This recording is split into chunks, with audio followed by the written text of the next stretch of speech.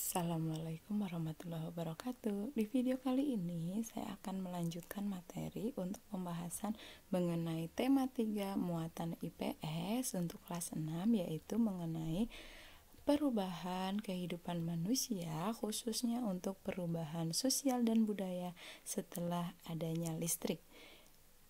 Video ini adalah bagian dari pembahasan juga untuk tugas anak-anak yang menceritakan membuat identifikasi mengenai perubahan penggunaan peralatan dalam kehidupan sehari-hari sebelum dan sesudah adanya listrik. Perubahan sosial dan budaya setelah adanya listrik tentu saja berkaitan dengan penggunaan berbagai peralatan dalam kehidupan manusia yang tentu saja lebih mudah digunakan, praktis, efisien, serta hemat waktu. Contohnya itu dalam gambar tersebut terlihat seorang anak yang bisa melihat televisi, mendengarkan radio, melakukan kegiatan game, menyalakan air, menyalakan lampu, menyalakan kipas dalam sekali waktu atau dalam waktu yang bersamaan. Kalian perlu tahu kegiatan tersebut merupakan kegiatan yang tidak hemat energi listrik, jadi tidak boleh dicontoh. Oke, ingat ya, gunakan listrik secara bijaksana, gunakan sesuai dengan yang kalian perlukan. Yang kedua, ini adalah kegiatan yang dilakukan di dalam kamar seorang anak. Di situ juga terlihat berbagai peralatan elektronik yang digunakan yang menyala secara bersama. Itu yang dilihat lampu ruangan dengan lampu belajar menyala bersama, sehingga merupakan contoh juga bagian dari boros listrik ya. Jadi kalau kalian gunakan untuk belajar, gunakan lampu belajar. Kalau sudah selesai, silakan dimatikan. Ingat ya, hemat energi untuk bumi kita. Apa saja perubahan kehidupan sosial budaya masyarakat dengan adanya listrik? Ini adalah hasil pekerjaan dari anak-anak 6C yang hebat. Beberapa sampel yang saya ambil bukan berarti yang lain tidak bagus. Yang lain bagus-bagus semua, hanya saja mempertimbangkan untuk tempatnya, kita hanya ambil beberapa sampel yang mungkin perlu untuk dibahas. Yang pertama ini adalah punya Sana. Ada sudah banyak yang betul koreksi untuk TV aki sebelum ada listrik. Perlu diingat, kemarin sudah belajar mengenai sumber energi listrik. TV aki juga menggunakan listrik. Jadi kalau sudah menggunakan peralatan elektronik, artinya sudah ditemukan setelah adanya listrik. Kemudian radio dengan baterai, itu baterai juga sumber energi listrik, jadi perlu digeser saja. Kemudian lampu minyak tanah bisa diganti dengan lampu petromak untuk lebih menyederhanakan istilahnya ya. Oke, untuk yang kedua ini punya Nabil. Kompor kayu bisa digunakan kata yang lebih tepat yaitu tungku ya. Kemudian lampu minyak tadi sama, ada penemuan baru ini sepeda goes, bagus. Kemudian setelah ada listrik ada sepeda listrik. Kemudian tampak itu yang dibuat dari bambu, sedangkan nampan yang biasa kita lihat dari plastik. Kenapa bisa ditemukan setelah adanya listrik? Karena pengolahan plastik itu ditemukan setelah adanya listrik. Oke, teko dulu, sekarang semua orang banyak yang pakai dispenser, ada yang pakai cobek, tapi juga sudah pakai blender. Oke, tadi Sana menggunakan istilah ulekan. Kemudian koreksi lagi untuk tungku. Tungku bukan panci. Kalau tungku berarti setelah ada listrik memakai kompor. Dandang, kalau di tempat saya namanya dandang, bukan dangdang. Mungkin beda istilah saja. Sapu lidi ditemukan sebelum adanya listrik, betul. Kemudian sapu ijo, kenapa ditemukan setelah adanya listrik? Karena proses produksinya menggunakan tenaga mesin yang ada di pabrik, sehingga boleh itu dikatakan sebagai perubahan penggunaan alat setelah adanya listrik. Berikutnya adalah punya Ilham. Oke, sama tungku juga, ini juga tungku diganti dengan panci. Nanti tadi ada koreksi ya, tungku sekarang diganti dengan kompor. Ya, kipas tadi pakai kipas bambu. Setelah ada listrik ditemukan kipas angin dan AC. Kemudian sudah sama kendi atau teko sudah. Berikutnya ini adalah punya Denis. Ada yang baru di sini, mesin jahit portable setelah adanya listrik. Mesin jahit manual di sini sebenarnya betul bisa ditambahkan juga menjahit dengan tangan.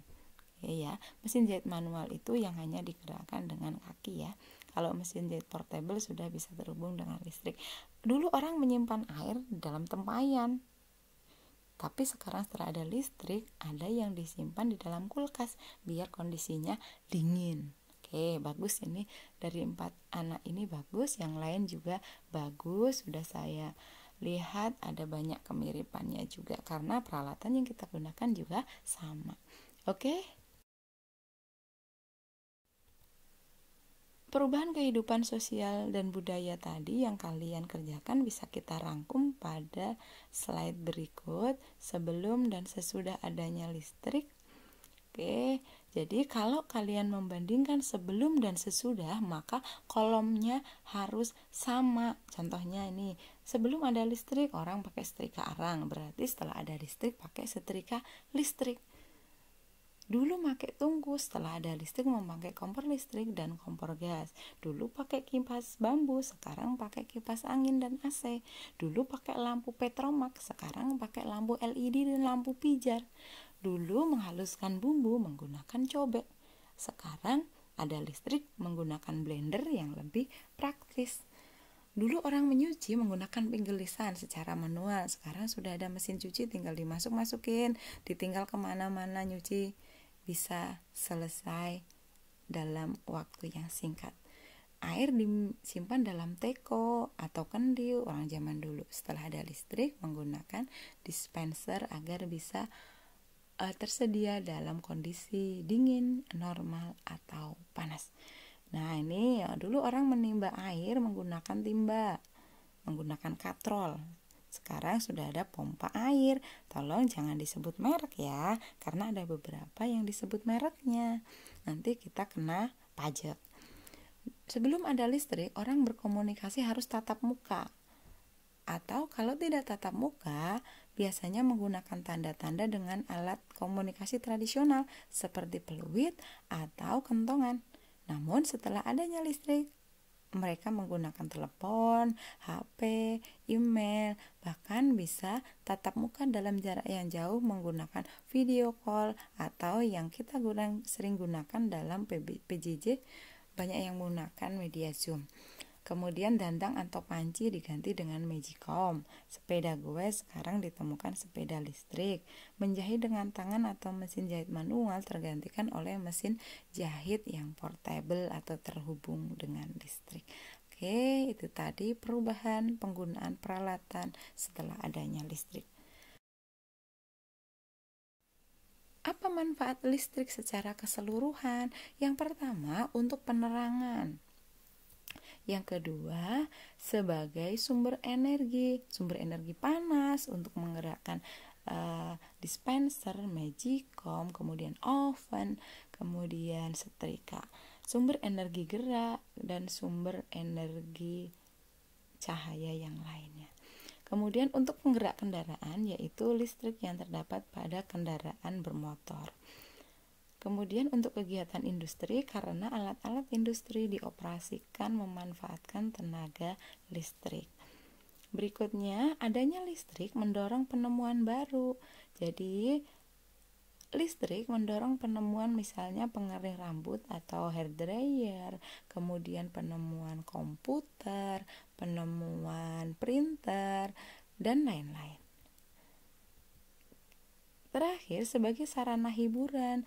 Karena apa? Kita bisa melihat tayangan di televisi, internet itu dengan bantuan penggerak dari listrik. Begitu juga dengan permainan-permainan anak-anak yang ada di wahana permainan anak, itu juga memanfaatkan tenaga listrik.